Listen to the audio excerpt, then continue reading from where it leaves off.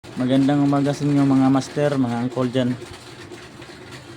May share ako sa inyo na board ng TCL ito. Ayos yun, ito ay nasunog yung fan motor niya. Napalitan na din natin to ng kapasitor. Kasi bumaba na yung capacitance niya. Tapos ang hindi lang ito yung problema niya, nasunog yung fan motor niya. Pinapariway na natin. Tapos may protection siya dito na fuse para hindi masira yung buong circuit. Pagkasunog yan ng phone motor, may protection siya dito. Tinanggal ko na. I-share ko, ang gusto ko i-share ito. Ito yung fuse niya, yan siya. Fuse yan. Supply para sa phone motor. Ito yung circuit niya. Dahil wala tayong ganito, palitan natin ordinary na fuse ito. Gawa natin ng paraan kasi wala tayong mapalit na ganito eh. Diskarte na lang. Fuse to fuse 3.3 amps. 3.3 amps nito. Baka malito kayo, akala nyo kapasitor to. Fuse ito mga uncle, fuse. Ito ibalit natin. Hanap tayo ng 3.3 dyan. Ito yung ipapalit natin mga uncle. Dahil wala tayong 3.5 na fuse. Ito na ipapalit natin 5 amps. Okay lang naman to. 5 amps. Pag may problema yung circuit,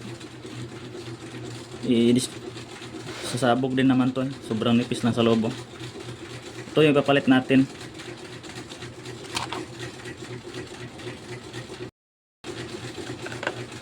Lagyan natin ng piece para kakapit yung lead natin.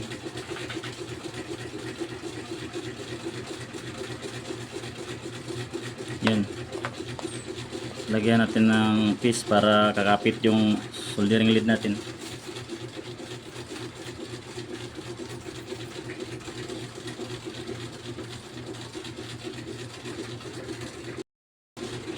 Ito yung diode mga uncle. Ito yung igawa natin yung paa dito. Kasi kailangan to ng paa eh. Itong fuse na to. Lagyan natin ng paa eh. Paa eh.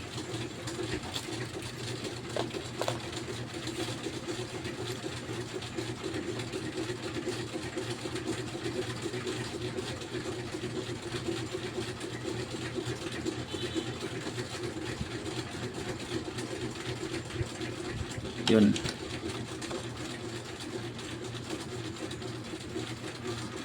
Tikto. Tikto.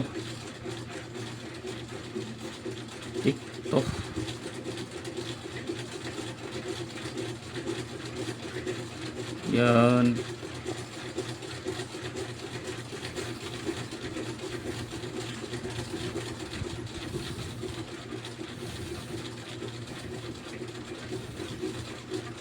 Yun.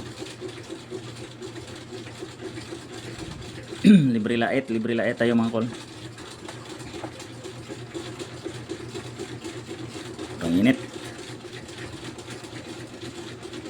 Sobrang init.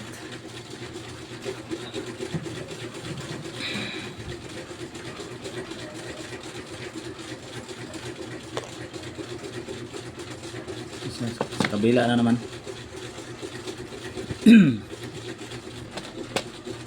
Diskarte na tayo mga uncle. Hindi na sa inyo kung anong pamaraan nyo pag tinang. Akin ganito na. Yan. Lagyan ng piece para kakapit.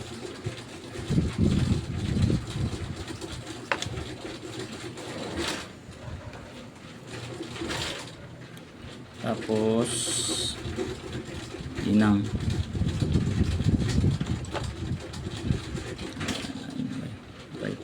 Aray ko po. Yun. Tapos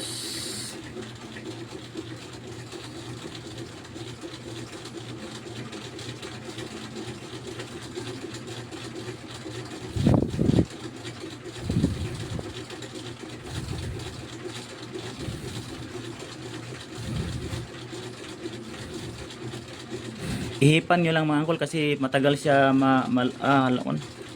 matagal siya titigas kasi medyo maraming mailagay na lead eh. Siyempre matagal talaga siya titigas.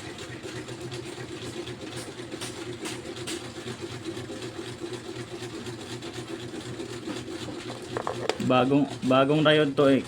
Dinamage na natin kasi wala tayong pampaa eh. Ito na yung itsura niya. Tapuhan muna natin kasi may mga flux. Ito lang yung tester natin mga angkol. Parang mami binabalot ng scotch tape. Yan lang kasi ma-afford natin. Yan yung mga tester ng mga mayayaman. Trace natin kung saan natin pwede ilagay yung fuse kasi sobrang liit lang yung fuse na original niya eh. Tapos yung ipapalit natin mataas na fuse. Trace tayo kung saan tayo pwede makapagkabit.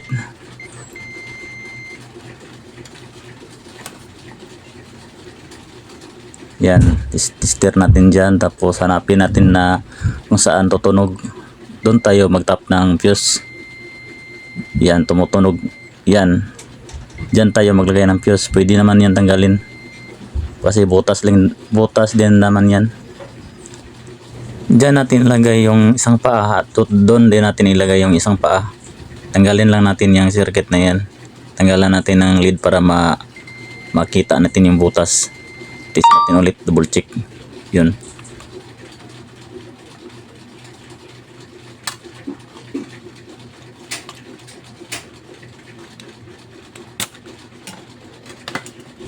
Yan, kita niyo yung butas na yan. Diyan natin ilagay yung paa ng ng fuse natin. Double check natin fuse kung good ba, baka naputol. At ito yung original niya mga angkol, mga master. Testirin natin para makita nyo na sira ba talaga siya. Yan, check natin.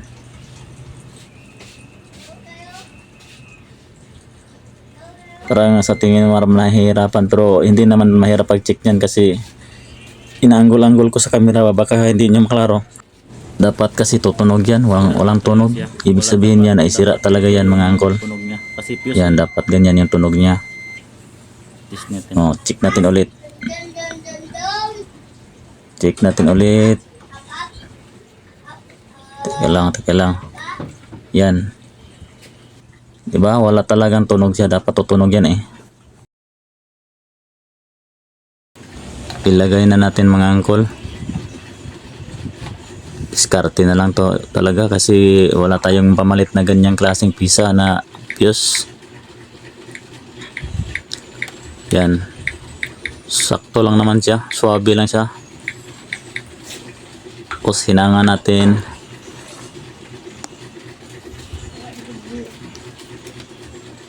Libre light sa hinang mga angkol. Boy, ano to?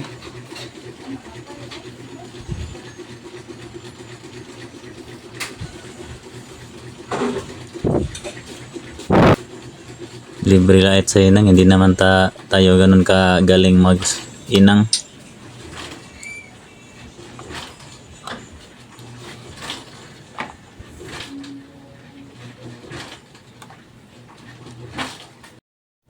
Yan, swabe lang naman siya sa butas.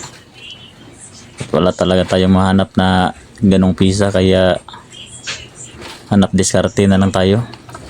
Diskarte na lang talaga pag technician ka, dapat marunong ka talaga magdiskarte kasi walang pamalit eh.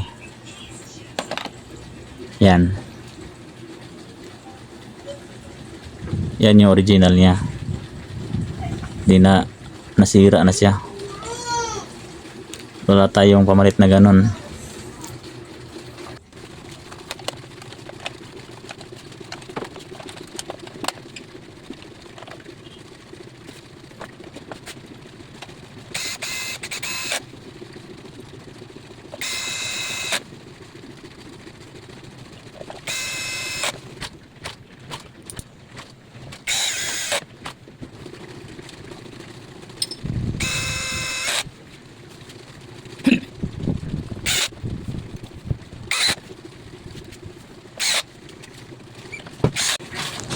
Double check natin mga master Yan.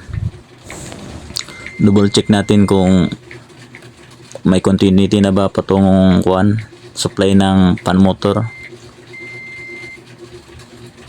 Yun tumutunog na siya yan. Ibig sabihin yan, okay na yan. Mamayang hapon namin isalang tumangkol.